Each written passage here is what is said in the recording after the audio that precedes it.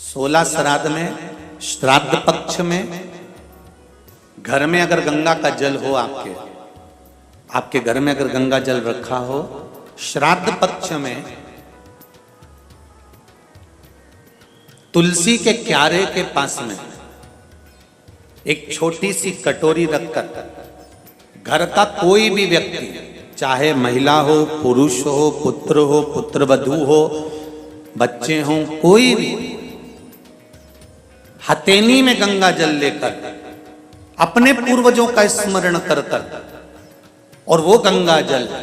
काशी विश्वनाथ के नाम से अपने पूर्वजों का नाम लेकर वो कटोरी में अगर 5 बार या 7 बार छोड़ देता है तो उसके पूर्वजों को पिंडदान और तर्पण की जरूरत नहीं पड़ती, उनको मोक्ष प्राप्त हो जाता है। आपको लगता है कहीं कहीं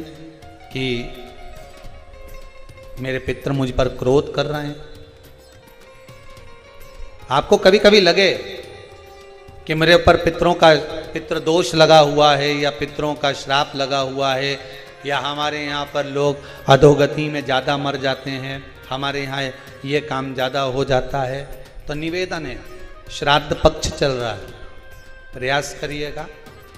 एक चावल की कटोरी में, कटोरी के अंदर थोड़ा सा चावल रख लीजिए कच्चा, उस चावल की कटोरी में एक बेलपत्र, थोड़ी सी दुर्वा बांधकर पानी का मटका, परिंडा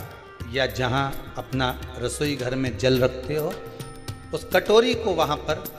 2 दिन 3 दिन तक रख दो। वैसे तो 16 दिन रखो, ज़्यादा अच्छा था, पर जो दिन अपने को मालूम है 2-3 दिन उसको रख दीजिए।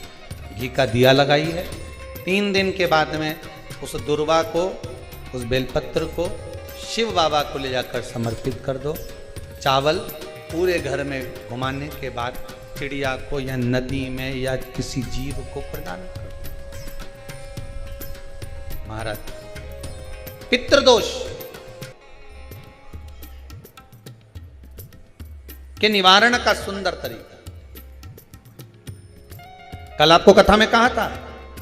अगर हम ब्राह्मण को भोजन नहीं करा पा रहे, गौ माता को भोजन नहीं दे पा रहे, श्वान को, कुत्ते को भोजन नहीं दे पा रहे, कौवे को भोजन नहीं दे पा रहे हैं, किसी कारणवश हम श्राद्ध नहीं कर पा रहे हैं, किसी कारणवश हम पूर्वजों को नहीं मना पा रहे हैं, ऐसा कोई घर नहीं जिसके घर के पितृ श्राद्ध पक्ष में पृथ्वी पर नहीं आते। तुम पूछो मत पूछो, तुम्हारे घर के पूर्वज तुम्हारे यहाँ जरूर आते।